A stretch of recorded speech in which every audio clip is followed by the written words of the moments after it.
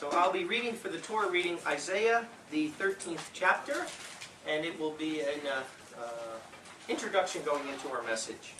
It says, "The burden of Babylon, which Isaiah the son of Amos saw.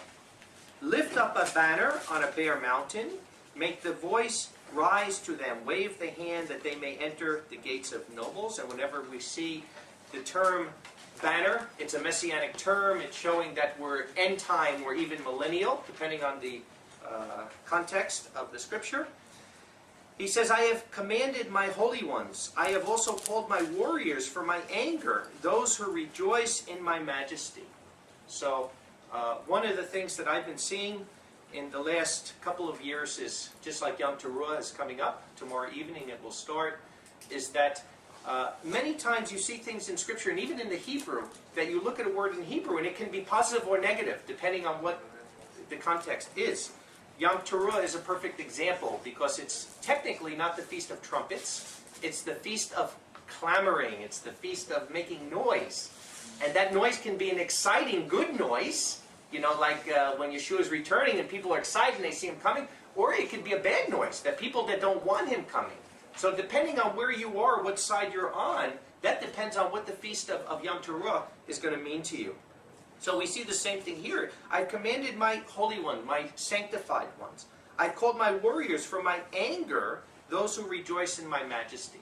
So the thing that believers have to fear when this time comes is what's coming very shortly, when the beast power sets up his kingdom for 42 months, and Satan is going to be allowed to test the saints, and he's going to overcome them. And many believers will be martyred. All kinds of things will happen. So we don't have to wonder if bad things happen to us or trials come, or even if we're martyred. We don't have to wonder, how could Yahweh allow that to happen? It's part of His Word. It's part of His Word that will happen. Because our hope is not in this flesh. It's not in this life, but it's in what's coming. But when Yahweh's wrath comes, when the day of Yahweh comes, it will not be on His people whatsoever. So no matter where you are on the earth, if you're alive at that time, because remember, when Yeshua returns, He gathers His elect from the four corners of the earth. So not everybody will be in one spot. But wherever you are on the earth during the wrath of Yahweh, you will not be affected if you're alive at that time. "The noise of the multitude in the mountains, as of a great people. A noise of tumult of the kingdoms of nations gathered together." We're starting to see this. "Yahweh of hosts is calling up an army for the battle. They come from a distant land, from the end of the heavens. Yahweh and the weapons of His wrath to destroy all the land. Howl, for the day of Yahweh is at hand." So definitely there's no doubt of the context of what we're reading here. "Howl, for the day of Yahweh is at hand. It shall come as a destruction from the Almighty. On account of this, all hands will droop, and every heart of man shall melt." So even today, particularly in Western society, where you see this arrogance, you know, and people will say, "Take your God, we don't want to hear it." I mean, they're so arrogant, thinking the way they do. When it comes here, like it says, all hands will droop and every heart of man will melt. Because when Yahweh's wrath comes on the earth, it's not going to be a pretty picture. And if you've ever been in a really, really bad storm, you know, in Italy, we've been in really, really bad electrical storms. And you can't believe, I mean, you're so afraid when you hear that thunder and the lightning's coming, and even hitting the place where we were staying, and fire was coming out of the outlets. So it's a pretty scary sight with Yahweh's power that comes. And the world calls it Mother Nature, but we know it's not Mother Nature, it's Father Yahweh. He says, "On account of this all hands will droop and every heart of man will melt. And they will be afraid. Pains and sorrows shall take hold of them. They shall be in pain like one giving birth. They shall be amazed, each man to his neighbor. Faces of flame shall be their faces. Behold, the day of Yahweh comes, cruel and with wrath and fierce anger, to lay the land waste. And He shall destroy its sinners out of it." So that's the key to it. The wrath of Yahweh is not coming on the unsuspecting good people. It's coming on the sinners of this earth. "For the stars of the heavens and their constellations shall not give light. The sun will be darkened in its going forth, and the moon will not reflect its light." Now again, this can be several different things. It can be conjunctions that we're seeing that happens at times, but also at this time. It could also be from supervolcanoes, you know, that will cover the sun and the moon. It could be asteroid or something hitting the earth, also causing something. but something that will definitely be very world ecliptic. And I will visit evil on the world and their iniquity on the wicked, and I will cause the arrogance of the proud to cease, and I will humble the pride of tyrants. And this is one of the things, as we're getting closer to the end, that I personally see. I know a lot of brethren have conveyed the same thoughts to me, that as you see the Spirit of Yahweh being poured out more, and which should for Yahweh's people, I know it is for myself, it's a humbling thing. To understand Yahweh's word more, to understand Him more, to get closer to Him. It humbles us because we realize how high He is and how low we are. But from Babylon, it's the opposite. You're seeing pride in a way that you could never imagine. You're seeing arrogance of people. You're seeing just the opposite that's happening. Because as the Spirit of Yahweh is being poured out, so is the spirit of the evil one. He says, I will make a man more rare than fine gold, even a man more than the carvings of Ophir. So again, we see there's not going to be many people left on the earth after the day of Yahweh. But, as I've said many times, even if it's only 1% of the earth, and you're looking at 8 billion people, that's still 80 million people. That's still a lot of people that's there. So I will shake the heavens, and the earth shall move out of its place in the wrath of Yahweh of hosts, and in the day of His fierce anger. And it shall be as a gazelle driven away, and as a sheep no one gathers. Each man shall look to his own people, and each one shall flee to his own land. Everyone is found shall be pierced through, yea, everyone who is swept away shall fall by the sword. And their children will be dashed in pieces before their eyes, their houses shall be robbed, and their wives raped. Behold, I stir up the Medes against them, who shall not value silver, they shall not delight in gold. And we know Babylon's destruction coming from the Medes and the Persians. The Medes are the, if you look at the areas where Media, the empire was, it's the area today of Russia and some of the provinces that are up there, Ukraine and some of those areas. Persia is pretty easy to know because Iran was called Persia until I think it was 1926, something like that they started calling it Iran. And the word actually comes from the word for iron in Hebrew, They say it would be interesting if they knew that their name Iran is actually a Hebrew word. And thou shalt also smash the young men to pieces, and they shall have no pity on the fruit of the womb. Their eyes shall not spare sun. So it's not going to be a pretty picture when the judgment comes on Babylon. And Babylon, the glory of the kingdoms, the beauty of the pride of the Chaldeans, shall be as when Elohim overthrew Sodom and Gomorrah. Talk more about that in the message. It shall not be lived in forever, nor shall it be lived in from generation to generation. And the desert wanderer shall not pitch her tent there, nor shall the shepherds make flocks lie down there. And one of the proofs of this, which is really interesting, if you go back probably 20, 25 years ago, the majority of first fruit believers were probably living in Babylon at that time. Now, just 20, 25 years later, probably less than 1% of first fruit believers are in Babylon. And I might be even being generous with that quote. So we really see it. And the sad part is, in Babylon, they don't know it. They don't know that Yahweh's Spirit isn't there anymore. They don't know. You're seeing the Laodicean spirit of thinking they're rich and increased with goods in need of nothing. And really, they're poor, they're blind, they're miserable, naked. But like he says, as Babylon, the glory of the kingdoms, the beauty of the pride of the Chaldeans shall be as when Yahweh overthrew Sodom and Gomorrah. It shall not be lived in forever, nor shall it be lived in from generation to generation. And some of the people there still say they had a dream. They're using the wrong name. Anyway, I had a dream from God that we're going to be protected. My property is a refuge. And it's against Scripture. I'm not saying anything personally against anyone and their beliefs. Whatever is not of faith is sin. But I can tell you from Scripture, it's very clear that there is no refuge in Babylon. That there's 7 direct commands, we'll go into it in the message, of getting out of there for that simple reason, that Yahweh is going to destroy it and not one person will be left. Because His kingdom is not a kingdom of Babylon. Babylon is everything that's evil in the eyes of Yahweh and everything against His kingdom. He says, but the desert creatures shall lie there, and their houses will be full of howling creatures, and daughters of ostriches shall dwell there, and he-goats shall skip there, and hyenas shall cry along with his widows. And if you ever heard a hyena cry, where we are over here near the gorge, it's a really creepy sound when you hear a hyena. It's like something you don't want to really hear. And jackals and palaces of delight. Yea, her time to come is near, and her days shall not be prolonged. So Of course, this is written by Isaiah back going more than 2,740 years ago, and it hasn't happened yet. As a matter of fact, end-time Babylon only started in this last generation. So the question always comes up, when will it happen? How will it happen? I'll get into that a little more in the message. But the reality of it here is not by setting a timetable, but it's to prove the word of Yahweh that yes, it will happen. There's no doubt. If you believe in the word of Yahweh, if you believe the Bible to be his unadulterated word, then we know it's true. Unfortunately today, even in religious circles, even within Christianity and religious circles, you're hearing more and more of pastors, of priests saying that the Bible is not to be taken literal.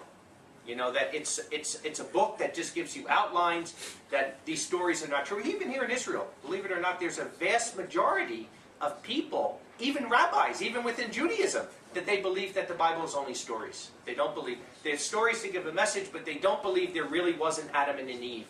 They don't believe that these people were real characters. So, one rabbi that I was talking to, that I was asking, well, do you believe Abraham was a real character? Oh, well, of course, Abraham's a real character. So, when does Abraham come into the Bible? At Genesis, 18 or whatever it is, right? So, at what point did they stop being mystical characters and they started to be real people? When you look at the genealogy that's in the Tanakh, there's a genealogy before Abraham. It doesn't start with Abraham. It starts with Adam to Seth to all the way down. So it's not logical, but it's true. Believe it or not, it's something that people don't hear about too much outside of the land, but it's really something that's over here. So my only point to show in the Torah reading now is that it is true. There is a destruction that's coming. It's not a pretty picture. But for believers, we don't have to fear it. It's not something that believers should be fearing. Because if you're in the will of Yahweh and you're looking forward to his kingdom, then what would be in us that would want Babylon to stand? I look forward to the fall of Babylon, not because of the people. I have pity for the people there. My family's there. I don't want anyone to perish. But at the same rate, I know that the kingdom of Yahweh can't come until Babylon falls.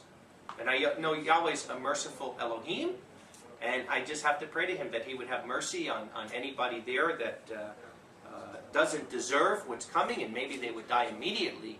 But why wouldn't I be praying every day of my life for Babylon to end and the kingdom of Yahweh to start? And Yahweh shows us what a grievous, evil, disgusting, sinful place that it is. And like I said, I'll read some more scriptures in the message to show us that it's something that is very, very anti-Yahweh, the total contrariness to Yahweh. So I think I will stop there. We could turn off the film for now, and we will open up to the floor. If anybody has any comments or questions that they would like to share or ask, feel free. Shabbat Shalom again. Shabbat Shalom. Shabbat Shalom to all that will watch this with us. It's really been a really interesting year for myself, and I think for a lot of the brethren too. But particularly with the Shemitah coming. Now we have one day to the Shemitah. And I've studied the Shemitah for years, but never has Yahweh revealed as many things about the Shemitah that he has now. So I'm just really learning and still learning so much about it. I plan to give a really good message in Sukkot on the Shemitah. But the one thing I'm learning is, that I didn't know before, is how many things in the Bible run around sevens. And the 7 being the Shemitah cycle. And when you understand it, it's like cracking a code. So many other things come from that. I'm going to show you one today. But it's amazing how you see things in a different light from that. Today the message is called Babylon Given 70 Years to Rule the Nations. And I want to talk about that some because, it's interesting that I've been preaching about America being Babylon for about 20 years. And you could listen to messages I gave almost 20 years ago on this, and you would think I'm a prophet, because, you hear these things and they're more profound and true now than they ever were. But at the same rate, there's still people that will try to deny it. And my first question is, whenever I give a message, and today isn't to prove America's Babylon, because I got many other messages on that. I'll probably at the feast give a Bible study on it. But I always tell the people before I start a message, write down whoever Babylon can be. Write down America, write down United Nations, write down Saudi Arabia, some people say. Write down anybody, and as we go through the characteristics, just put a check mark next to each one. And at the end of the sermon, you'll see it. And only America fits. There's about 100 characteristics about Babylon. Do you know next to Jerusalem, there is more said about Babylon than any other entity in the Bible, and Babylon's not even part of Israel. You know, it's outside of here. So it's extremely important subject. A matter of fact, you have two, or actually in the Tanakh, you probably have 4 whole chapters that I can think of off the top of my head. Jeremiah 15:51, Isaiah 13, Isaiah 47. 4 whole chapters just on Babylon. Beside, in Revelation, a book that's only on the end, 2 whole chapters just on Babylon. So you can't say it's not important. It's extremely important, not only for the people living in America, but remember, Babylon is a system that America has taken to the world. So it affects every human being on this planet.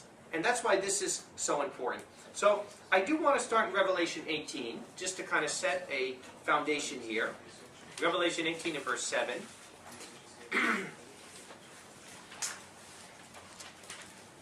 He says, by what things she, Babylon, glorified herself and luxuriated, by so much give back to her torment and mourning, because she says in her heart, I sit as a queen, and I will not be a widow, I will not see sorrow. Because of this, in one day her plagues will come, death and mourning and famine, and she will be consumed with fire, for Yahweh Elohim, who is judging her, is strong. And I know for Americans, they don't really understand this. I didn't understand it before I left America, that 70 to 80% of the world is living on $1 to $5 a day or a week even, depending on where you're living. But let's use the higher one. Let's say $5 a day. That at least 80% of the world is making $25 a week or less. Can you imagine that? And they're living on it, and they're doing it. And the reason why America is living in this luxury is at the expense of somebody else. It's that simple. You know, we were talking on the way over about China and the things with China going on there. But I said to Petra, I said, it's not just China. If you look when Bill Clinton was in office in 1998 and they signed NAFTA and GATT, when you look in the back of your clothes, you can buy a Gucci shirt, and in the back it'll say made in Honduras, you know, made in Nicaragua, made over here. Because they're using slave labor all over the world. You know, it's not just in one part. That's the way it is. They allowed American corporations to go all over the world. Philippines, same thing. And these people will work for 10 cents an hour, 20 cents an hour, for nothing, so that Americans can get cheaper things. And this is why Yahweh's saying she luxuriated herself. And I know it's been tough. Another thing that's a misconception is when you come from America and you go to a place like South America or Central America or Africa, if you come from America, you're a millionaire. Everybody thinks you're rich. It doesn't matter if you're not. Just the fact that you have an American passport, they think that you are rich. But you know what? If you're an American, to them you are rich. Because do you know that most Africans you will meet have never even had a $100 bill ever in their hand? Some of them have never had $100 in their life to put together.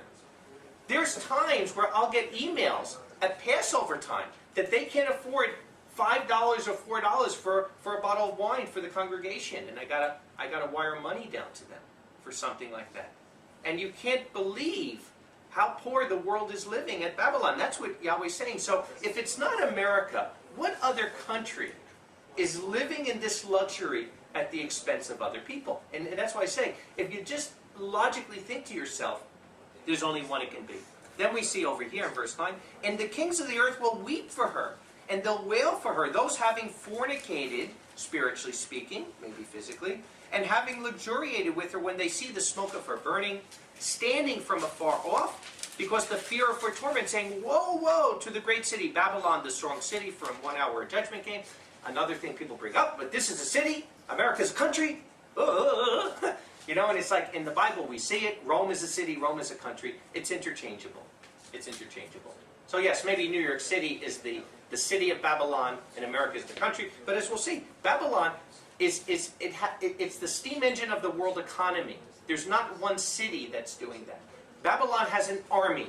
There's no one city that has an army. Some person tried to say the Vatican. And I said, come on. Those four guys with the hats that's standing in front, they're the world policemen? Come on, let's be serious about it, you know? And that's what I'm saying. People don't want to, you've got to look at everything. But beside being the #1 economic power in the world, and I'm going to read some stats here to you that will blow your mind in a minute, Babylon is also the #1 military. They're the hammer of the earth. They pound other nations. The Vatican is not doing that. Those four guys with the hats, you know, it just doesn't work that way. So this is why it's saying, you know, 1 hour judgment. And the merchants of the earth, were verse 11, weep and mourn over her. Why? Because no one buys their merchandise anymore. Do you realize that, yes, China, for the first time ever, it's one of the things that's proving to me Babylon is imploding. First time ever, China, as far as gross domestic product, is coming up above America with their producing. But China is a seller. China isn't a buyer. You know, they have 1.5 billion people there. You know, that's 5 times the size of American people. But they're not buying. You know, of course, 1.5 million people are going to buy something, but they're not the importers. America, one nation, imports about even still today, about 25% of all the world's products. One nation, they're doing that. So who else? Is Europe importing? Maybe a little bit. Nothing like America. Not even probably 1/10 of what America does. Who is importing? Is Japan importing? I doubt it. No. You know, is Russia importing? No. Logically think to yourself, why would the merchants of the earth be weeping and mourning because no one's buying their merchandise? Because only America are the buyers. And that's what people don't understand. That America is built on a tower of debt right now and they're still buying, but nobody has money there. You go to America, people don't have money in the bank. You know, maybe the 1%ers, as we hear, they have a lot of money, but the average person doesn't have money. But they certainly have a lot of plastic in their pockets, and that's what they use, debt. But this is why the merchants of the earth, nobody else could it be but America. Never again will there be trading of merchandise of gold, silver, precious stones, pearls, fine linen, purple and silk, scarlet, aromatic wood, every ivory vessel of every precious wood, and of bronze and of iron and marble, cinnamon, perfumes, ointment, frankincense, wine, oil, fine flour, wheat, beasts, sheep, horses, chariots, bodies, and souls of men, like we just said. You know, using slave labor all over the world. Now, interesting enough, the 25 things that are named here, not only does Babylon trade more in a day than the whole world can buy, you can only trade it in Babylon. Babylon is the only place that has a commodity exchange that you can trade all these every day. And you want to know something, go back to 1981 or 82, I think there were 3 stock markets in the world. There was the one in England, there was the one in the US, and maybe one other one. Today, every country has a stock market because they've taken the system of Babylon and they've recreated it. But as far as commodities, it all comes out of Chicago or New York.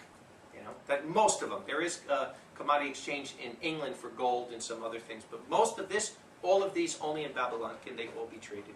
And the ripe fruits that your soul lusted after have went away from you, and all the things delicious and splendid have perished from you, and you shall obtain them no more.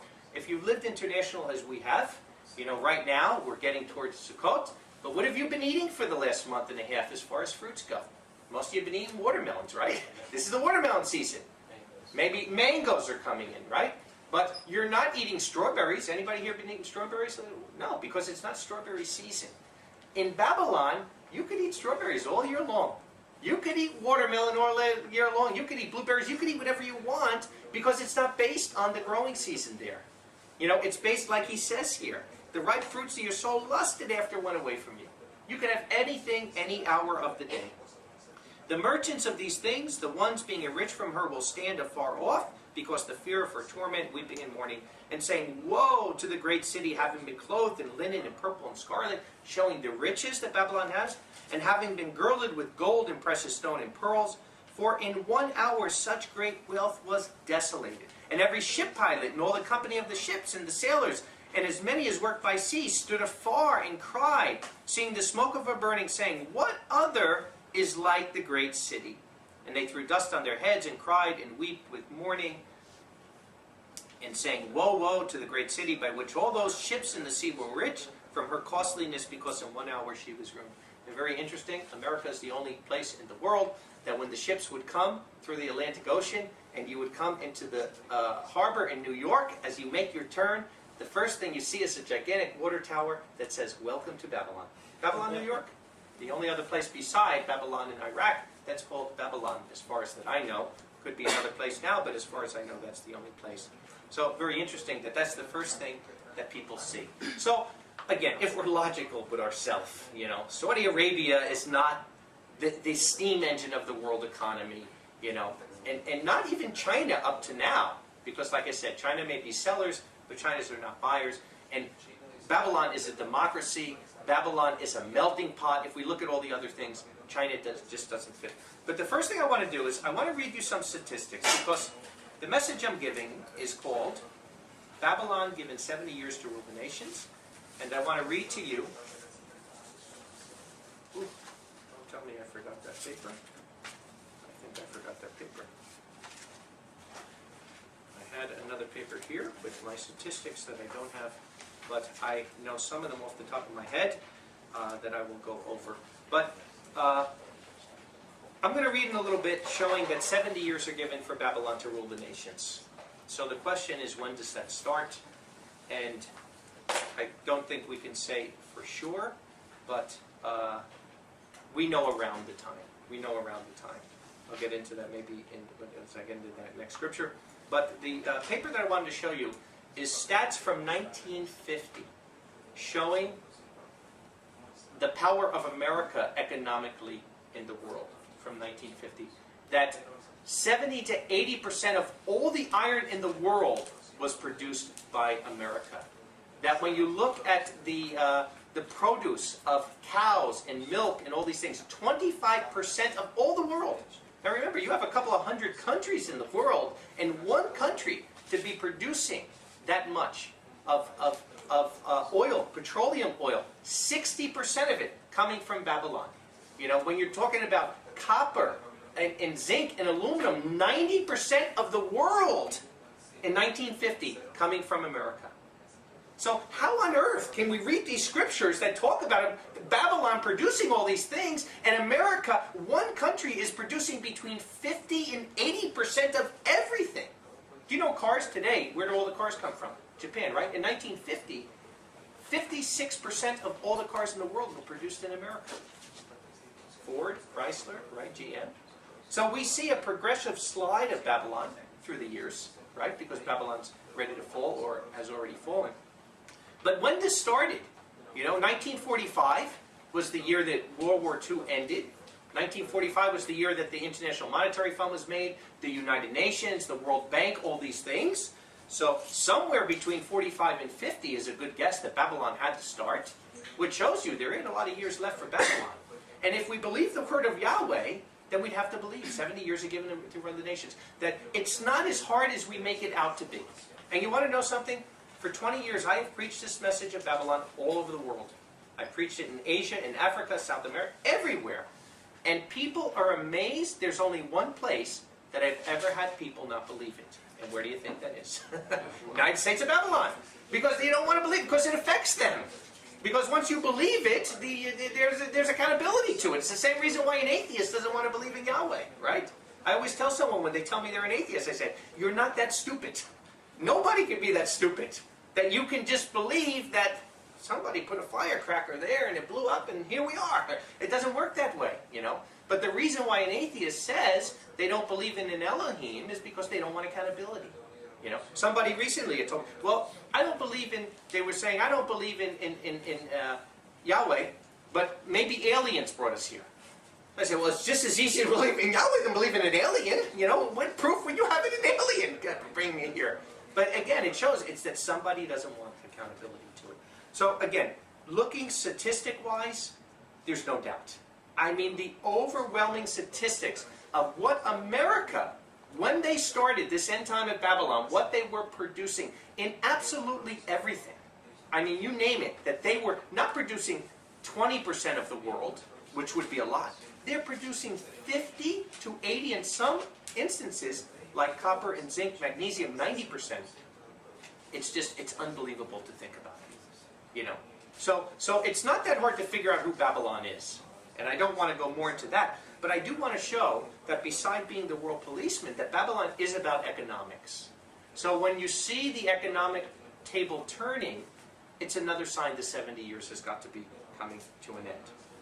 And that's what we're starting to see now. We've been seeing it for a while, but now bigger things are on the horizon that are already happening to show that the 70 years of Babylon are coming very close. Let's go to Jeremiah 25, and let's just read about that. Jeremiah 25.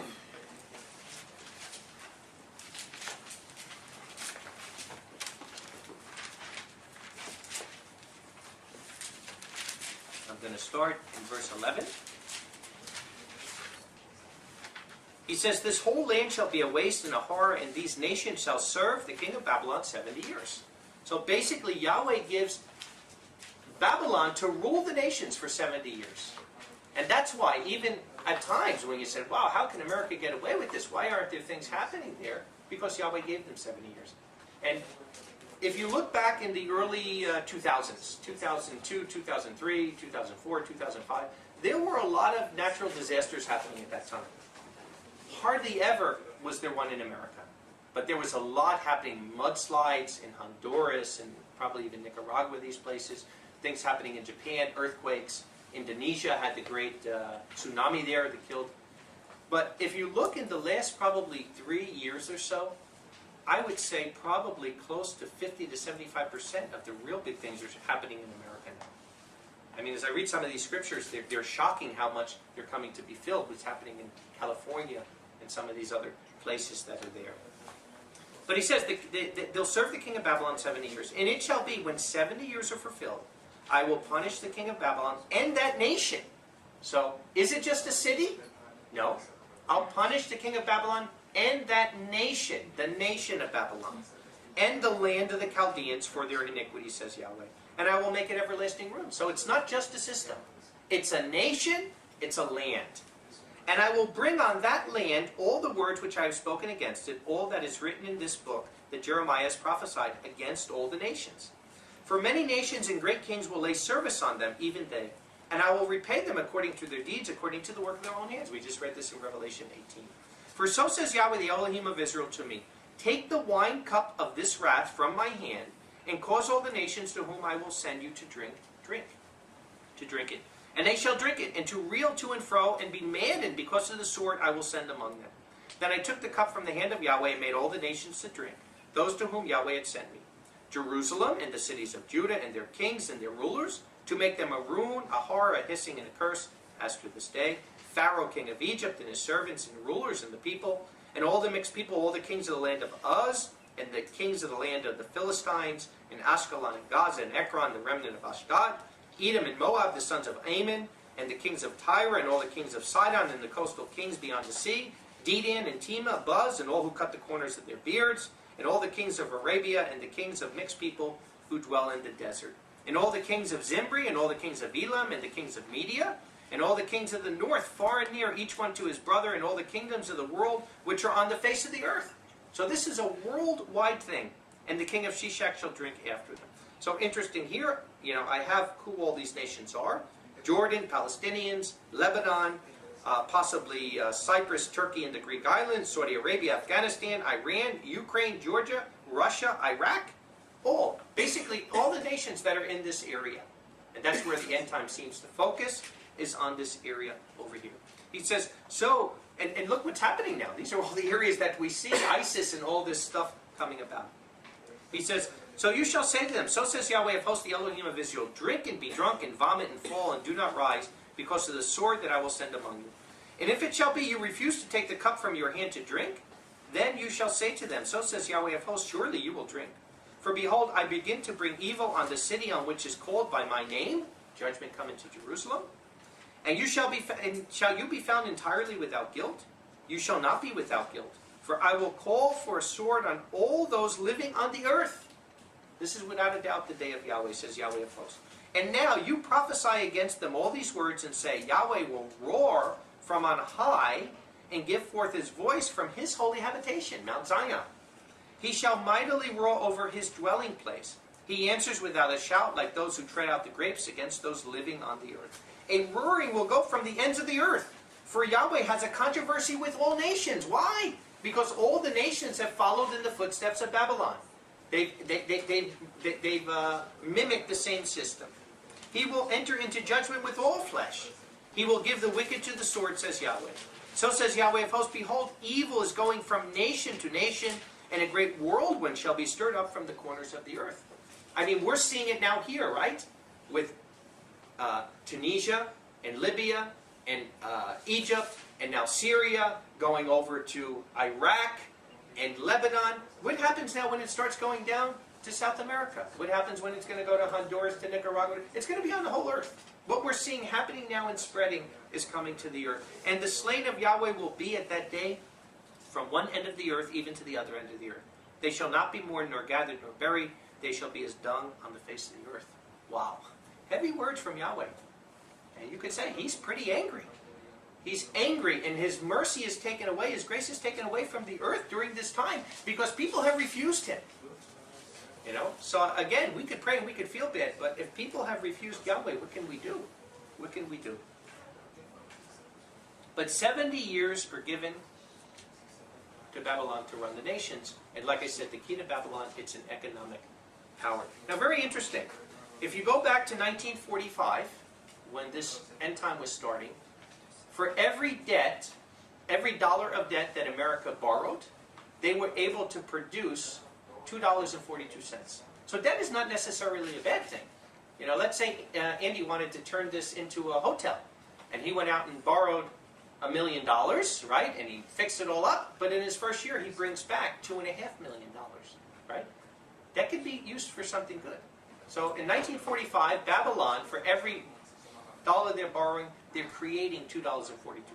By 1973, that number went down to 42 cents for every dollar of debt. Today, it's at nothing, maybe a penny. For every dollar they're borrowing, they might be bringing back a penny, and they're going into the negative. And if you know anything about the system of debt, I did a good message on Babylon, the system of debt, the only way a system like this can continue is by expanding it. That's the only way. You have to keep expanding it. Once the debt stops expanding, because everybody owes, and the only way you can pay more is by expanding the debt. It's just like, I'll give you a very simple analogy. Let's say that you had credit cards for $50,000, and you were running out of money, you weren't working, and you were running up your credit cards for $20,000, right? You can still borrow on your credit cards to pay your debt, and you're not going to go under. So as long as you can still borrow more money, now your debt is expanding, because next month now you owe $25,000. But you're not going under, you're not losing, right? But you keep expanding. Once you get to the point that there's no more money to borrow, what happens? You can't survive because your paycheck isn't paying your bills. That's why you're borrowing every month. And that's the problem with America, that their debt now, on paper, you know, is something like 18 trillion, but they're not adding in all their unfunded liabilities like Medicare, Medicaid, that they have to pay. They owe something like $130 trillion. And again, to us, they're just numbers. They don't mean anything because there's no such thing as $1 trillion. Nobody ever had it. But just to give you an example to show you, if you took $1 million bills, right, you could stack it about as high as the Empire State Building. That's a lot of money, right? 1 million, about as high as the Empire State Building. Pretty high building. But do you know that if you stacked $1 trillion, you can go around the Earth about 1.5 times? There's a big difference between a million and a trillion beside the letter B and the letter T. You know, I mean, it's a vast. I mean, vast. $1 trillion is not even like a real number, you know, when you look at it. And you're talking about $130 trillion of debt that just keeps going. And that's why, like I said, unless that system keeps expanding, and they're at a point that they can expand it. And that's why it's getting ready to implode. I want to read you an article here on that that's very interesting. It's from a magazine called The Crux. It says, first look, U.S. dollar substitute to go public, October 20th. The International Monetary Fund, and they're the last fund because the Federal Reserve is also out of money.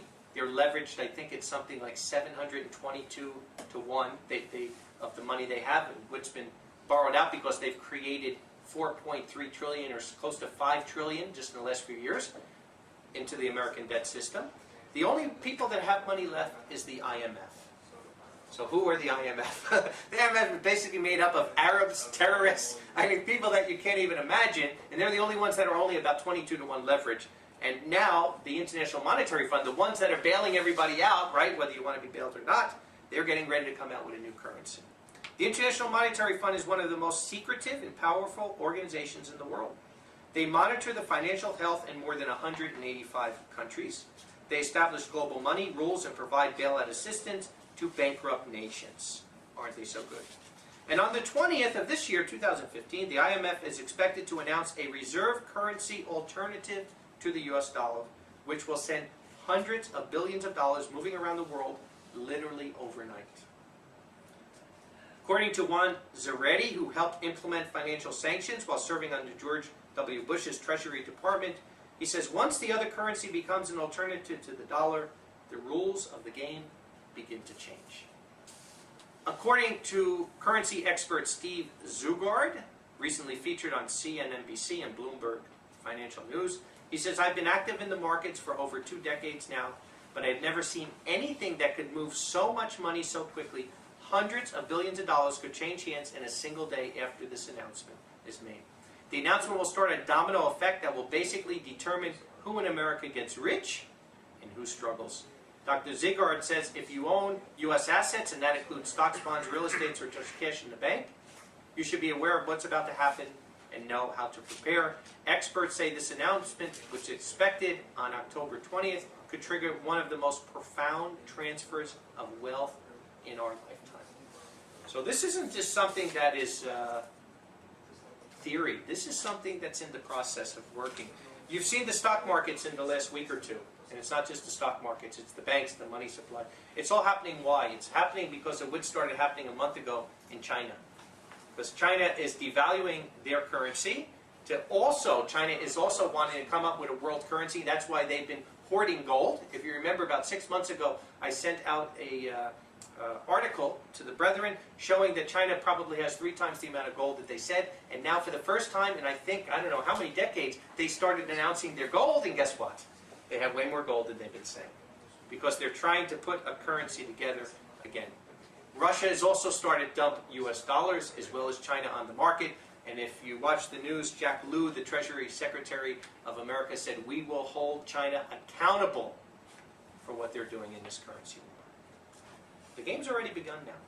And I don't think it's going back from here. Another thing very interesting, I don't know how much of an effect it will have, but it was in the news about a week ago, that ISIS, the Islamic State, guess what they started doing? August 30th. They started minting money. They started minting coins, gold, silver, bronze, and iron. Where do we hear that from? Let's go to Daniel 2.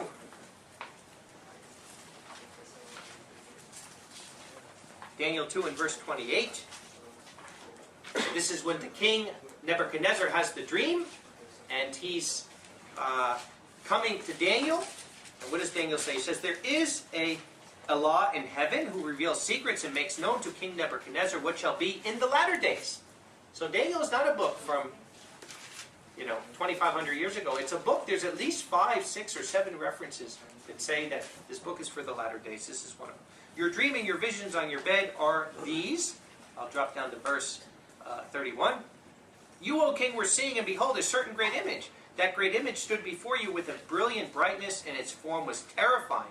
The head of the image was of fine gold, the breast and its arms were of silver, its belly and thighs were of bronze, or copper, either way, and its legs were of iron. Its feet were partly of iron and partly of clay. So, one thing that will happen is when the system now that's built on a cashless society, once that collapses, this kind of currency, to have actually coins and currency, that's the way society's always traded for years. When Abraham is buying the cave in Machpelah for his family, what does he do? He weighs out silver. That's always been the means of currency that's here. So I find it very interesting that not only is ISIS minting these, they're using them all over. Because ISIS is big on the black market for oil. They control a lot of the oil in Iraq. They control a lot of the oil in Syria. And they're selling the oil to some of their enemies even. Turkey is buying a lot of the oil because people can get it cheap. And they're using these coins for oil. Also, I didn't mention, I've mentioned it before, but the petrodollar system. You know, what does it benefit America to be the reserve currency of the world?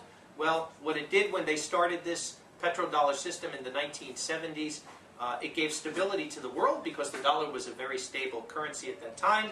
And what it gave to America is that every country in the world could only buy oil, the largest commodity that the world trades in today can only be bought in US dollars. So what does that mean? That means that if you have a country, let's say like China, you know, why does China own $1.3 trillion? Because when China goes to buy their oil from Russia, they have to take it in American dollars. So how do they get American dollars? They buy US treasuries. They buy the treasuries, they get the promissory notes, and they pay in dollars. Once that stops, what happens? Your currency implodes overnight, just like we were reading. One day Babylon is fallen. And that's easily the currency way that would happen. So now we're seeing that Russia is turning from this because America was attacking Russia and their banks and not allowing Russia to use the SWIFT system and all those things. All these things have been happening, and we're seeing them going quicker as we're coming toward the end this time. So if that's the case, why do you think in Babylon there's such a laxity? Why do you think that people aren't, you know, preparing or getting ready? And I believe it's what I call the normalcy bias. I want to go to Psalm 49.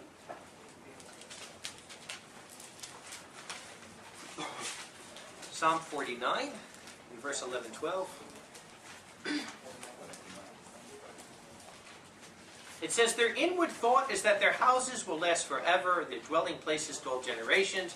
They call lands after their own names. But man shall not remain high in honor. He is like the animals, they shall be cut off." It's the normalcy bias.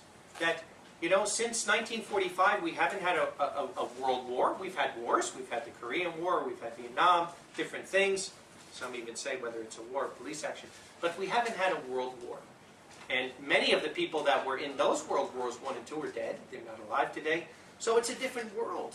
And I don't think in Babylon that it's a reality that America could cease to be a nation. Even though every other empire, you know, Egypt, Rome, you know, you name it, Assyria, Greece, they all came and fell, that there's a time for everything. I just don't think that the people there think there'll ever be a time that America will not be the world power.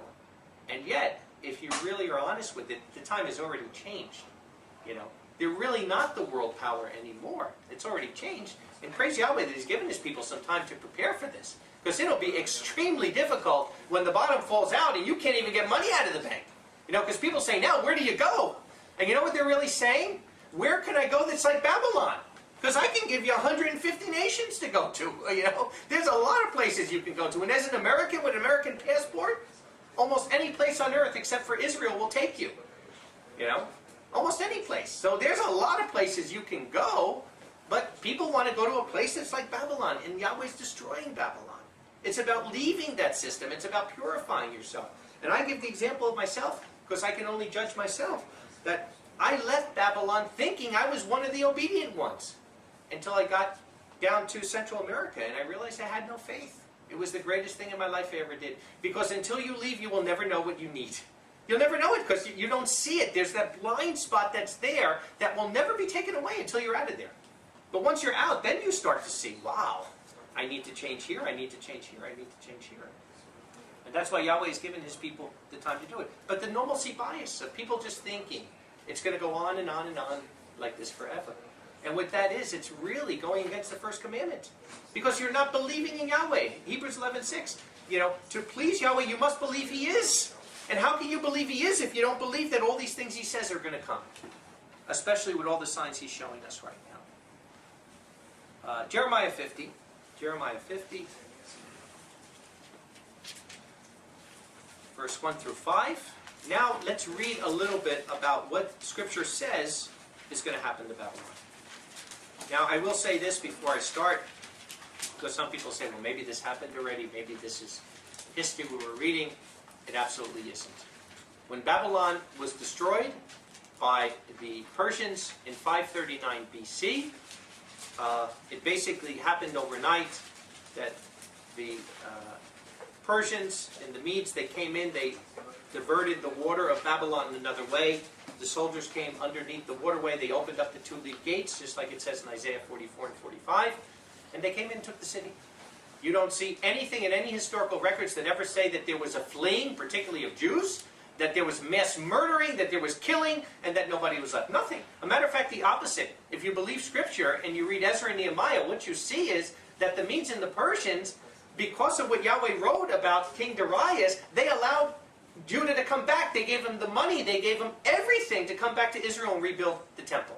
So there is nothing in history that tells us there was a mass killing of Jews or Israelites back then. Matter of fact, there weren't even Israelites living there. So Jeremiah 50 and 51 definitely is prophecy. I'll prove that to you as we read it. It's not something that's history. So it starts and says, the word that Yahweh spoke against Babylon, against the land of the Chaldeans by Jeremiah the prophet. So again, it's a land, it's a nation, it's not simply a system. Declare among the nations and make them hear and lift up a banner. Again, messianic. Make them hear, do not hide it. Say Babylon is captured. Bel is put to shame. Merodach is broken in pieces. Her images are put to shame, her idols are broken in pieces. For a nation comes up against her from the north, which shall make her land a desert. Yea, no one shall dwell there. They shall flee, they shall go, both man and animal. And people in the past have laughed and said, oh, is Canada going to attack America? Oh, it doesn't say that the country to the north of them is attacking them. It says they come from the north. And if you look at a map, you will see that, forget Mexico for now. I know Donald Trump wants to build a fence back there. Let him do it, if you can. But the problem is the north. The problem is you got thousands of miles of border with nothing up there, And who is on the other side of Canada that's up there from the north is Russia. So very easily, they can come there from the north. For a nation comes against her from the north, which will make her land a desert. Yea, no one shall dwell there. They shall flee. They shall go, both male and animal. In these days and at that time, again, Hebrew idiom meaning end time. So this is definitely not just history, it's end time. In these days and at that time, the sons of Israel shall come, declares Yahweh. They and the sons of Judah together, going and weeping, they shall go and seek Yahweh their Elohim. So again, whoever Babylon is, it's saying that Judah and Israel living in Babylon, and they're going to come going and weeping. Now, if you look at the world today, you have Jews living in a lot of countries, but very few. Only up until recently has Israel, the nation of Israel, had as many Jews living in Israel as they do in America. Up until just a couple of years ago, America had more Jews living in it than even Israel. Now they're about equal. Israel probably has a little bit more. But you have about 100 million Israelites living in America, and you have about the same amount of Jews living here, 6, 7 million Jews living there. So what other country would have that many Israelites and Jews coming from their country over here to the Holy Land? Only America would fit this, and in the times we're living in. They shall seek the way to Zion with their faces pointing there, saying, come and let us join ourselves to Yahweh in an everlasting covenant, never to be forgotten. So it's actually a promising scripture that some people will wake up and will come out and seek Yahweh. Verse 8, he says, flee from the midst of Babylon, and go out of the land of the Chaldeans, and be as the he-goats before the flock. For behold, I am stirring up and bringing up a company of great nations. So it's not just one nation, but a company of nations from a northern land against Babylon. So they're not coming from the north right by Babylon, but from a northern land, they're coming to destroy Babylon. And they shall array themselves against her. They shall be captured there. Their arrows shall be those as a mighty men, skillful men, they shall not return empty. And Chaldea shall be a prize. All who plunder her will be satisfied, declares Yahweh. Because you rejoice, because you exalt, O destroyers of my inheritance. And like we said, 25, 30 years ago, most of the first fruit brethren were in Babylon. Now, virtually none. They're destroying Yahweh's inheritance there. Because you are fat like the heifer in the grass, and neigh like strong ones. Your mother will be deeply ashamed. She who bore you will turn pale. Behold, the last of the nations, that's in succession, shall be a wilderness, a dry land, and desert. More clues. No country in the world is as overweight as America. No country. I mean, everything is supersized. You barely hold the cups anymore when you go in these places, and everything's free to get more. Unlimited sugar. And that's why diabetes is just off the scale. And your mother, who's the mother of America? Great Britain, right? Mother will be ashamed of you. The last of the nations, right? Look at Syria is still there today. Egypt is still there today, right? Some of these ancient places. But Babylon is the last of the superpowers. They're only 200 years old. You know? So they're the last in succession of the nations. They're the last superpower that's there. And he says there'll be a desert and a dry land. Drop down to verse 18. So Yahweh of hosts, the Elohim of Israel, says this, Behold, I am punishing the king of Babylon and his land as I have punished the king of Assyria. And I will again bring Israel to his home. And that's why I say, you know, people sometimes misquote me that I'm saying the regathering is... No, I didn't say that. I do believe there'll be a remnant that comes to the land before the millennium starts. Scripture tells us this. But primarily it'll happen after Babylon falls. After Babylon falls, when there's this fleeing, after Israel falls. But not now. I've never said that. Any meeting I've ever went to, when people said I'm ready to go, I said the door ain't open yet. You can't come here now. It's impossible. You know, it's impossible to get visas. It's not the time yet. You could visit, which I encourage people for the last 20 years. Come to the feast, come and visit, but the door isn't open to live here. And for most people anyway, and it's not the timing yet. He says, I will bring Israel again to his home, and he will feed on Carmel and Bashan, and his soul will be satisfied on Mount Ephraim and Gilead. In those days and at that time, again, so this is end time, states Yahweh, the iniquity of Israel shall be sought for, and it is not, in the sins of Judah, and they will not be found, for I will pardon whom I'll leave as a remnant. That's the new covenant coming in force. Go up against the land of Merinathim. It's a euphemism for Babylon, which literally means double punishment or double bitterness. Against it and against the dwellers of Pekod, which means your visitation of punishment. Waste and destroy after them, says Yahweh, and do according to all that I've commanded you. A sound of battle is in the land in great ruin. How the hammer of all the earth is cut and broken. How Babylon has become a ruin among the nations. Babylon is the hammer. Literally in Hebrew, that means one that pounds other nations. Right? So you look at all the police actions that America has done everywhere. You tell me what other nation in the world has army and bases in every single part of the world. Everywhere. I can't tell you the exact number off the top of my head, but it's hundreds of bases everywhere. All over Europe, all over Central and South America, all over Asia, all over everywhere. America has their bases, the hammer of the earth, and they pound. I have laid a trap for you, and you also are captured, Babylon, and you didn't know. You were found and also caught because you stirred up yourself against Yahweh. See, so Yahweh gave them the power for his purpose, you know, of bringing the freedom, to bring the good news message, and what did they do? They used it to corrupt it.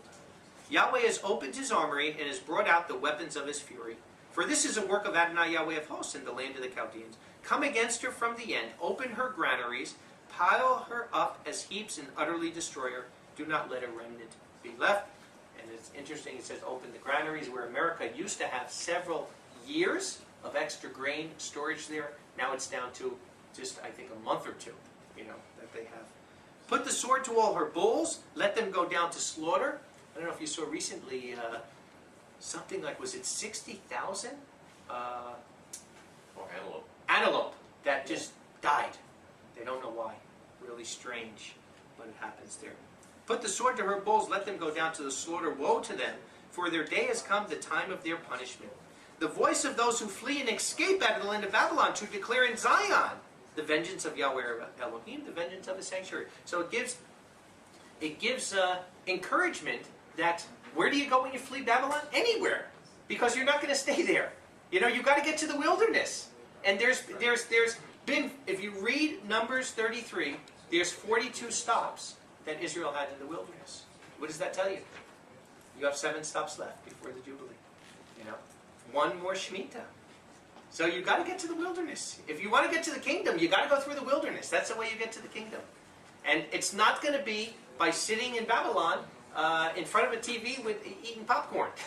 And then all of a sudden Yeshua comes and it's like, okay, let me turn off the program and get going here. You got to get to the wilderness sooner or later. You know, and you have to go through the wilderness to get to the kingdom of Yahweh. That's the way it's going to happen. Like I said, there's still 7 stops. There's 1 Shemitah left. Very interesting.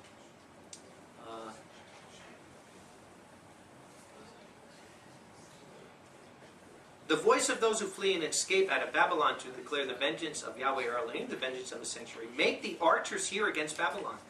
All you who tread a bow, camp against it all around. Let none of them escape. Repay her according to her work, according to all she has done, do to her. For she has been proud against Yahweh, against the Holy One of Israel. One of the biggest problems in Babylon is the pride. Won't follow a man, no judicial order. Okay, this is the punishment that comes, because it's not about not following the judicial order of me. It's following the judicial order of Yahweh. You know, and each will reap what they sow. So her young men will fall in the streets, and her men of war will be silenced in that day, declares Yahweh. So the army of America is not going to win this war. Behold, I am against you, O proud one, says Adonai, Yahweh of hosts. For your day has come, the time I will punish you. Everything has to deal with the time. You know, the time of visitation, the time that Yahweh says. For 70 years, when Yahweh gave Babylon the power, what does he say? Any nation that doesn't follow Babylon, you're going to get it. And it's happened. Nobody could come against America. But those 70 years are ending. And America will not have anything behind them. And the proud one will stumble and fall, and none shall raise them up. And I will kindle a fire in his cities, and it will burn up everything around him. Have you seen this summer how bad the forest fires have been in California and Washington? They said worse than they've ever had. So says Yahweh of hosts, the sons of Israel and the sons of Judah are oppressed together in Babylon. Yea, all who captured them held them fast, they refused to let them go. Their Redeemer is strong, Yahweh of hosts is his name. Surely he will plead their cause, so that he may give rest to the land and make them tremble the dwellers of Babylon. A word is on the Chaldean states, a sword is on the Chaldean states, Yahweh, and on those living in Babylon, and on her rulers, and on her wise men. A sword is on the liars, and they shall become fools. A sword is on her mighty men, and they will be broken. A sword is on his horses and his chariots, and all the mixed people in her mix. Remember, Babylon is a great melting pot. And they shall become like women. A sword is on her treasuries, and they will be robbed. You know, they say that all the gold is gone from America. I've seen reports on this for the last couple of years. We'll see shortly. A drought is on her waters, and they'll be dried up. You see what's happening in California? They said this has not happened in 12 to 1,500 years or longer that they know. That when you look at California, the water that was there and what it's down to now, it's unprecedented. And it's getting to the point of being more than unprecedented. It's getting to the point of irreversibility. You know, that when they get so low, the aquifers are collapsing in on themselves, and they'll never be able to be used again. So it's serious there, because California alone is the 6th largest economy in the world. The state of California. So California goes, and so there's not a drought is on her waters, and they will be dried up. For it is the land of idols, and they boast themselves in idols. So the beasts of the desert shall dwell there with jackals, and the daughters of the ostrich will dwell in her again. And it shall not again have anyone in it forever. It shall not be lived in from generation to generation. As Elohim overthrew Sodom and Gomorrah and their neighbors, states Yahweh, so no man will live there, nor shall a son of man stay in it. Behold, a people will come from the north, and a great nation, and many kings will be stirred up to the furthest parts of the earth. So the same way Babylon was making these coalitions against others, it's a full coalition coming against them. And what's interesting here is, he says, behold, a people come from the north, and a great nation, and many kings. Well, Persia, that's one of the ones that destroyed Babylon, is to the east. It's not to the north. Persia is east of ancient Babylon, which shows you, again, it's not talking about the land of Babylon here. Some people say, this is Babylon. You know, ancient Babylon. It's like, they're the world policemen? Come on. That's a joke. You know, I mean, America gave them billions of dollars of equipment and tanks and everything else. 5 ISIS guys came and they dropped everything and ran in the other direction. And they're certainly not the world economic power of the world. Ancient Babylon of today. They lay hold of a bow and a javelin. They shall be cruel and will show no mercy. Their voice will roll like the sea, and arrayed like a man for the battle. They shall ride on horses against you, O daughter of Babylon. Whenever they say daughter, it's showing that it's not the original Babylon here, but it has the same characteristics. The king of Babylon has heard their report, and his hands became limp. You know, limp. Anguish took hold of him, pangs like a woman giving birth. So we see what's happening there. Let's drop down to verse 45. So hear the counsel of Yahweh, that he has planned against Babylon, and his purpose, which he has purposed against the land of the Chaldeans. Surely they shall drag them, the least of the flock. Surely he will make their dwelling desolate over them. At the sound of Babylon's capture, the earth shall tremble, and a cry is heard among the nations. So again, why? You tell me any other nation in the world, anybody, including China, that if it fell tomorrow, it would completely destroy the whole world. There is no other nation that would fall, that would completely destroy the world except America. You know, without a shadow of a doubt. At the sound of Babylon's capture, the earth shall tremble, and a cry is heard among the nations. Let's go to Jeremiah 51. We'll read some scriptures there, starting in verse 1. So says Yahweh, behold, I am arousing a destroying wind against Babylon and against those dwelling in the heart of my foes. And I will send foreigners to Babylon who will sift her and shall empty her land. For in the day of evil they shall be against her all around. Do not let the one treading fully tread his bow, nor go up in his armor, and do not spare her young men. Utterly destroy all her army. So the slain shall fall in the land of the Chaldeans, yea, pierce through in her streets. Drop down to verse 6. Flee from the midst of Babylon, yea, each man deliver his soul. Do not be silenced in her iniquity, for it is the time of the vengeance of Yahweh. He will give to her a just recompense. He will repay her. Babylon has become a golden cup in the hand of Yahweh, making all the earth drunk. See, before Babylon was useful to Yahweh, but now it's a golden cup on the outside, but filled with every kind of filth and abomination. And just to show you, just the difference in 10 years. 10 years ago, or even, let's start in 1998. 1998, Bill Clinton, who I would far from call a conservative, you know. I mean, one of the most liberal presidents, Democrat. Bill Clinton signs a defense of marriage law back in 1998, that marriage is between a man and a woman, right?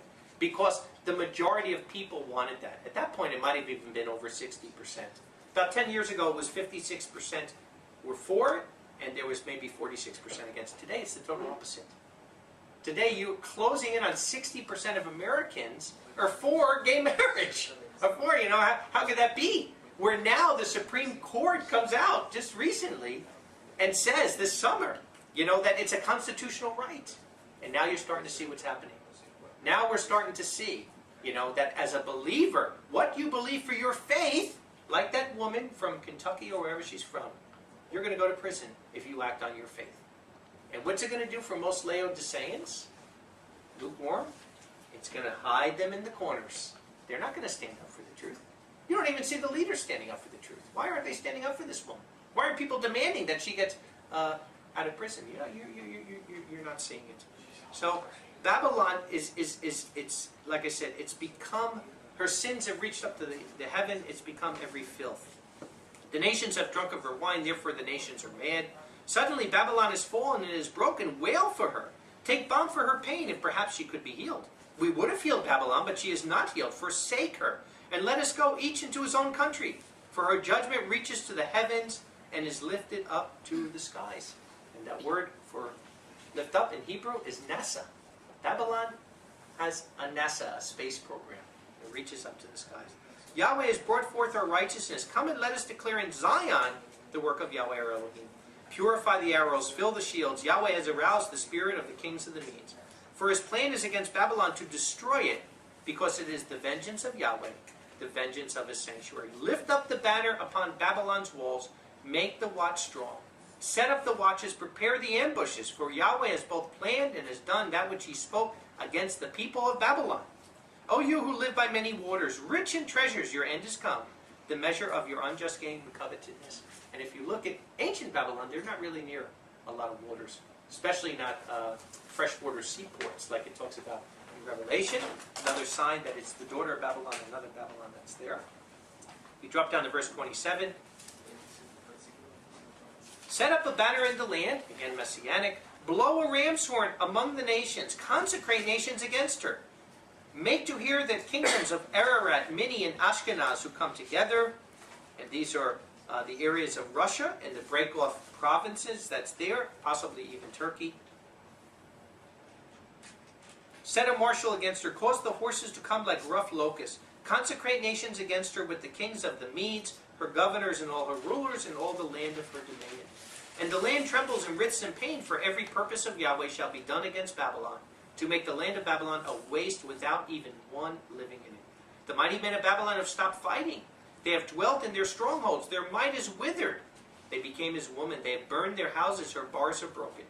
A runner shall run to meet a runner shall run to meet a runner, and a herald to meet a herald, to announce to the king of Babylon that his city is captured, from end to end. So we see, just like Rome, Babylon is a country, not just a city. And that the fords are captured, and they have burned the reeds with fire, and the men of war are terrified. For so says Yahweh of hosts, the Elohim of Israel, the daughter of Babylon is like a grain floor. It is time to trample her. Yet a little while, and the time of our harvest will come. Drop down to verse 36.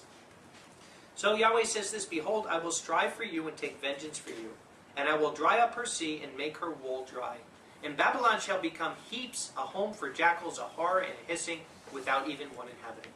They shall roar together like lions, and they shall growl like lions' cubs. In their heat I will make their feasts, and I will make them drunk, so they rejoice and sleep a never-ending sleep, and never awaken, says Yahweh. I will bring them down like lambs to the slaughter, like rams with he-goats. How Shishak is captured, and how the praise of all the earth is seized. How Babylon has become a ruin among the nations. The sea has come up over Babylon. She is covered with the multitude of waves. I just sent that message out, the article, I think a month or two ago, showing that there's a mega super volcano right off of Seattle that they said definitely is going to blow at any time. And when it does, Seattle's gone. The whole west coast over there. You're talking about millions of people dying. What does he say? The sea has come up over Babylon. She is covered with the multitude of its waves. Her cities have become a ruin, a dry land in the wilderness, a land which no man dwells, nor does any son of man pass by. And I will punish Bel in Babylon, and bring forth out of his mouth that which has swallowed him up. And the nation shall not flow together any more to him. Yea, the wall of Babylon shall fall. My people go out of her midst. Deliver each man his soul from the burning anger of Yahweh. And that your heart not faint, and you fear the report that shall be heard in the land. The report shall come in a year. And after that the report will come in another year. And there will be violence in the land, governor against governor. Civil war coming. So behold, the days come that I will punish on the idols of Babylon, and all her land shall be put to shame. And all her slain shall fall in the midst. Thus the heavens and the earth, and all that is in them, shall shout for Babylon. For the plunderer shall come to her from the north, says Yahweh. As Babylon is to fall for the slain of Israel, so for Babylon the slain of all the earth will fall. A lot of people had a hard time understanding this. What does it mean? For Babylon will fall for the slain of Israel. America is the greatest ally with Israel. Why would America ever come against Israel? What have we seen in the last couple of years? We've seen that every single thing that President Barack Obama has done since being in office has been to make Israel have unsustainable borders here. And now what's going to come very shortly, I pray it ain't till at least a couple of months, ISIS, you're going to see ISIS come in here. The same that's happening in Syria and happening in Lebanon, it's coming here, and it's coming quick. I used to think it within 2 years, now I think it's months. Because I know for sure Israel is planning on going into Syria. And once they do that, the borders are gone, you're going to see all problems coming. You who have escaped the sword, go away, do not stand still. Remember Yahweh afar off, and let Jerusalem come into your mind. So like I said, it doesn't matter where you go when you leave Babylon. You got 7 steps in the wilderness. Get to the wilderness, let the Holy Spirit lead you, and the 7th step is Jerusalem. The 7th step is Mount Zion. Mount Zion. If you're faithful, that's where Yahweh's bringing his people to. But you've got to get in the game to get started. You've got to get going.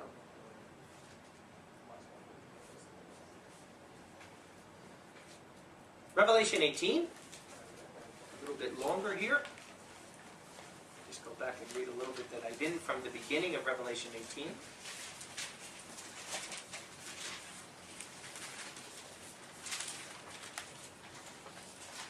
And after these things I saw another cherub coming down out of heaven, having great authority, and the earth was lighted up from his glory. And he cried with a strong great voice, saying, Babylon the great is fallen, it is fallen.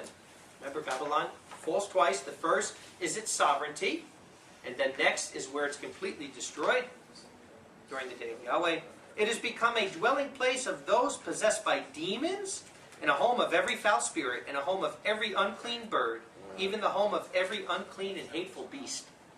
Wow, we're starting to see that now. Because the wine of the anger of her fornication with all the nations have drunk. Even the kings of the earth have committed fornication with her. And the merchants of the earth became rich from the power of her trade. Come on, who else could it be?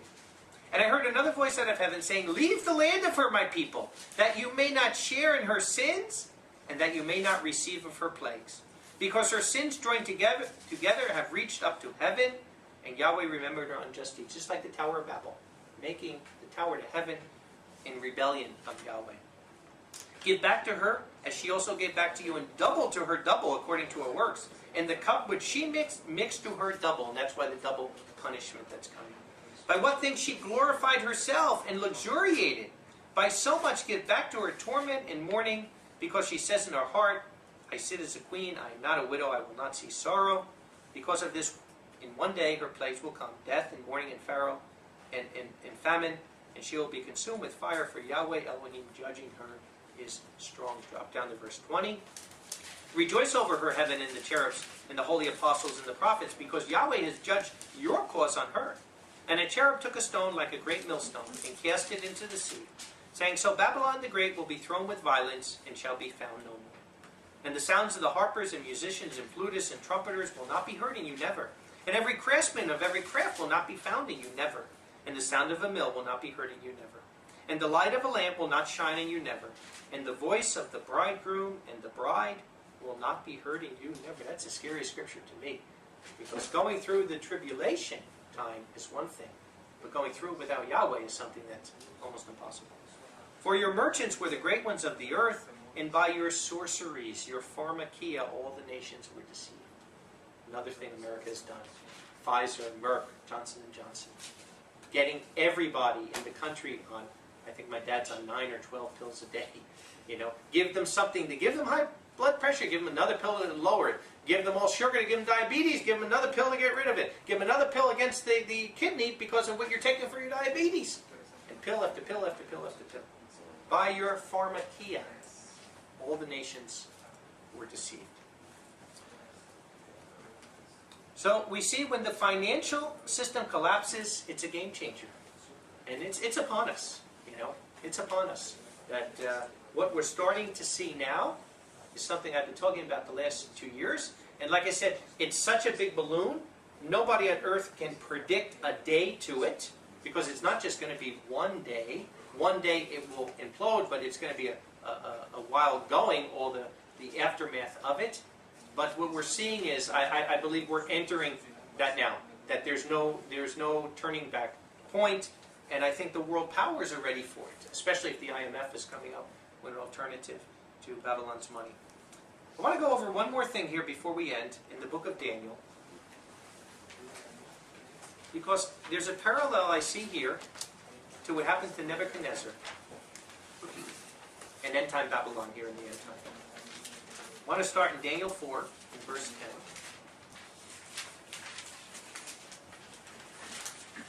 10. Daniel 4 in verse 10. He says, As to the visions of my head on my bed, I was looking, and behold, a tree was in the middle of the earth, and it was great. Now this is interesting. This is a very interesting chapter, because it's the only chapter in the whole Bible that's written by a Gentile. It's written by an unbeliever. Nebuchadnezzar is writing this chapter himself. But again, kings and kingdoms are interchangeable. And I think as we read, we're going to see that this is not about Nebuchadnezzar. It's about Babylon. It's about his kingdom. So even though he's the king that's going to happen to, really we're looking at the kingdom. He says, I was looking, behold, a tree was in the middle of the earth, and its height was great. Talking about Babylon. The tree became great and strong, and its height reached to the heaven. Right? Didn't we just read that about Babylon? The sins have gone up to heaven, and its appearance to the end of the earth. Babylon has been the world policeman of all the earth. And its leaves were beautiful, and its fruit plentiful, remember? Get any fruit any time of the year. And food for all was in it. How much has Babylon fed the world, right? With its grain and all its things. The beasts of the field sought shade under it, and the birds of the sky dwelt in its branches, and all flesh was fed from it. I was looking on the visions of my head on my bed, and behold, a watcher, even a holy one from the heaven, came down. And he cried with might and said this, Cut down the tree and cut off its branches. Shake off its leaves and scatter its fruit. Let the beasts flee from under it, and the birds leave its branches. But leave the stump of its roots in the earth, even with a fetter of iron and bronze. Remember the four? You went from gold to silver to bronze and iron. And the grass of the field, and let it be wet as the dew of the heavens, and his lot be with the beasts of the grass. So I believe this is where we're seeing, remember what we said, there's two destructions of Babylon. The first one takes the sovereignty, but there's still a stump that's left. It's not completely destroyed. There's a stump there. And then the second one takes it. He says, Let his heart be changed from man's, and let the heart of the beast be given to him. and let 7 times pass over him. One Shemitah. One Shemitah. This matter is by the degree of the guardian cherubs and the command by the sword of the holy ones, so that the living may know that the Most High rules in the kingdom of men and gives it to whomever he will, and he sets up over it the lowest, the basis of men. I mean, I think President Obama fulfills the scripture. I don't think you can get any more base than that, you know? Although there's been some base guys, George Bush wasn't much better, but I think it is part of fulfilling, not even meant in joking, I think it is part of fulfilling the prophecy, that Yahweh even allows the most basis of men for this. Go down to verse 20. He says, the tree that you saw, now we're going to see what it means, which became great and strong, whose height reached to the heavens, and its appearance to all the earth, and its leaves being beautiful, and its fruit plentiful, and food for all being under it, under which the beasts of the field lived, and the branches of the birds of the sky had their home. It was you, O king, Babylon. For you have become great and strong, for your greatness has grown and reaches to the sky, and your rule is to the end of the earth, just like we see. And as the king saw a guarding cherub and a holy one coming down from the heavens, and saying, cut down the tree and destroy it, yet leave the stump of its roots in the earth, even with a band of iron and bronze. So it's showing us, you know, that maybe during the Silver period, that's when Babylon is just kind of out of it, when they're destroyed by the Medes and the Persians. But then when the world power is coming back up, this is where Babylon is revived. The iron and the bronze and the grass of the field. And let him be wet with the dew of the heaven, and his lot be with the beasts of the field, until 7 times passes over him. So Babylon falls, and then for 7 years they're not a player anymore, but we're going to see then something happens. This is the meaning that he says. O king, and this degree of the Most High which is come on my master the king, and you shall be driven from men, and your dwelling shall be with the beasts of the field. And you shall be fed with grass like oxen, and you shall be wet with dew of the heavens, and 7 years, 1 Shemitah cycle, shall pass over you until you know that the Most High is ruler in the kingdom of men, and he gives it to whomever he desires. And in that day they commanded to leave the stump of the tree roots. Your kingdom shall be enduring to you after you have realized that heaven rules. So that's why I say, the first time Babylon goes is not the end. It's only their sovereignty taken away, but the second time. Now, interesting, go back to Jeremiah 50 and verse 34. We read it before, but now it might stand out a little more. Jeremiah 50 and verse 34. When he's talking about the judgment of Babylon, look what he says. Their Redeemer is strong, Yahweh of hosts is his name. Surely he will plead their cause so that he may give rest to the land, and make to tremble the dwellers of Babylon. He will plead their cause to give rest to the land. Shemitah. Shemitah. So if Daniel 4 is not just talking about Nebuchadnezzar, but it's talking about Babylon, what it seems, I mean, you read it, it certainly seems like it's to the nation. It seems that Babylon will fall, and then the Medes and the Persians will last for 7 years until it brings on the end. We go to Revelation 13. It's kind of interesting because it says something that seems to fit that.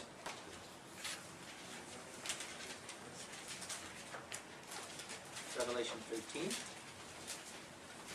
It says, and I stood on the sand of the sea, and I saw a beast coming out of the sea, having 7 heads and 10 horns, and on his horns 10 crowns, and on his heads names of blasphemy. We talked about that before. I'm not going to get into it now. And the beast which I saw was like a leopard, and his feet were like the feet of a bear, and his mouth was the mouth of a lion, and the dragon gave its power and its throne and its great authority. If you put this together with Daniel 4 and Daniel 7, clearly it's talking about the UN, Security Council, you know, where you have the 5, but the interesting part here is you don't have the eagle, Babylon.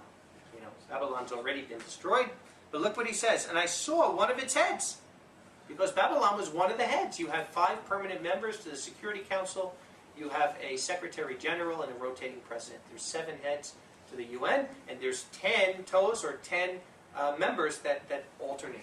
So one of the heads, Babylon, is having been slain to death, and its deadly wound was healed, and all the earth wondered after the beast. So it seems this is the part, because remember, the United Nations was inspired by Satan. It wasn't inspired by Yahweh. And what many people call the New World Disorder, because believe me, if people give too much credit to Satan and these leaders, if they could have made a world government, they would have done it already. And the reason why Satan is coming to earth in the flesh is because these people can't get it done. They've been trying to get it done now for 70 years and they can't get it done. So Satan will come, Babylon's wound will be healed, there won't be a leader anymore, but they'll be there. And whoever this man of sin is from Daniel is gonna basically be the leader of this at that time. And like it says here, and they worship the dragon who gave authority to the beast, and they worship the beast, saying, who is like the beast, able to make war? And a mouth speaking great things and blasphemy were given to it, and authority was given it to act 42 months. Very interesting. Which seems to fit into the time frame. The last scripture I want to go into is in Daniel. Two scriptures, Daniel 5. Daniel 5. Because I believe we are just about at this point. Daniel 5, starting in verse 1. He says, Belshazzar the king made a great feast to the thousands of his nobles, and he drank wine before the thousands. Belshazzar is the grandson of Nebuchadnezzar. This is in 539 BC. This is the night that Babylon is going to fall, right? And what happens? He's making this feast. He's using the things from the temple. Let's drop down to verse 4. And they drank wine and praised the gods of gold and silver and bronze and iron and wood and stone. Kind of interesting, wood and stone is added to it. You see the Christians with the cross, bowing down to the wood. You see the Muslims and the Jews bowing down to stone, the Wailing Wall and the stone at Mecca. He says, at that moment, fingers of a man's hand came out and wrote on the plaster of the wall of the king's palace across from the lampstand. And the king saw the part of the hand that he wrote. Then the king's color was changed, literally turned white. And his thoughts troubled him, so the joints of his loins shook, and his knees knocked together one against another. I think any of us would. We saw a hand coming out of the wall doing that. Drop down to verse 17, because now they go and get Daniel, and Daniel's going to explain the meaning. Then Daniel answered and said before the king, let your gifts be to yourself, and give your rewards to another. Yet I will read the meaning to the king and make the meaning known to him. O king, the Most High Allah gave your father Nebuchadnezzar a kingdom, and majesty and glory and honor. And for the majesty that he gave him, all peoples and nations and languages trembled and feared before him, just like Babylon. He killed those who he desired, and whom he desired he kept alive. And whom he would he set up, and whom he desired he pulled down. You see it with Gaddafi, you see it with Saddam Hussein, you see it with all these. But when his heart was lifted up, and his mind hardened in pride, he was put down from the throne of his kingdom, and they took his glory from him. This is when Babylon's going to fall. And he was driven from the sons of men, and his heart was made like the animals, and his home was with the wild donkeys. They fed him with grass like oxen, and his body was wet with the dew of the heavens, until he knew that the Most High Allah is the ruler in the kingdom of men, and that he appoints over whomever he desires. And you, his son, technically his grandson, O Belshazzar, have not humbled your heart, though you knew all this. But you have exalted yourself up against the master of heaven, and have brought the vessels of his house before you. You and your nobles, your wives, and your concubines have drunk wine with them. And you have praised the gods of silver, and gold, and bronze, and iron, and wood, and stone, which you do not see or hear, and do not know. And you have not glorified the Allah, in whose hand your life, breath, and always is. Then the part of the hand was sent from him, and this writing was written. And this is the writing that was written, a minna, a shekel, and half minas. This is the meaning of the thing. A minna, Allah has numbered your kingdom and finished it. 70 years to Babylon are given, and that's it. And you can be sure, 1,000% by the word of Yahweh, 70 years are given to Babylon, and that's it. A shekel, you're weighed in the scales and found lacking. Half minas, your kingdom is divided and given to the Medes and the Persians, the Russians, the Iranians, and all the others that are going to be part of this coalition. Daniel 12, last scripture here. Daniel 12, in verse 4. Like I said, Daniel is a book all about the end time. He says, but you, O Daniel, shut up the words and seal the book to the end time. Here we are. Many will travel back and forth, and knowledge will be increased. Some of you just came in a day or two ago. You traveled thousands of miles, right? Who would have ever thought this? Do you realize if this was in Bible times, it would have been years to get you from there to over here. Even just go back to the 1945. You know, when my grandmother used to go from America to Italy, it would take 3 weeks by boat. That's how long it would take. 21, 24 days to go across the Atlantic. Just going to Italy at that point. Never mind over here to the Middle East. Many will travel back and forth, and knowledge will be increased. Like we say, I mean, I could spend a whole sermon on this. I probably should. But Without a doubt. We've never ever had it like this. Drop down to verse 8. And I heard, but I did not understand. Why? Because it wasn't the time of the end. And I said, O my master, what shall be the end of these things? And he said, Go, Daniel, for the words are closed up and sealed until the end time. Many will be purified and made white and refined, and this is what we're seeing now. Yahweh is purifying his people, but the wicked will do wickedly, and boy do we see that. And not one of the wicked will discern, but the wise will discern. And this is what we're seeing. The wicked don't know. They don't understand it. They're just going out and being more wicked. But the wise discern it. The handwriting is on the wall. We just read it in Daniel 5. The question is, can you read it? Yahweh bless. Shabbat shalom.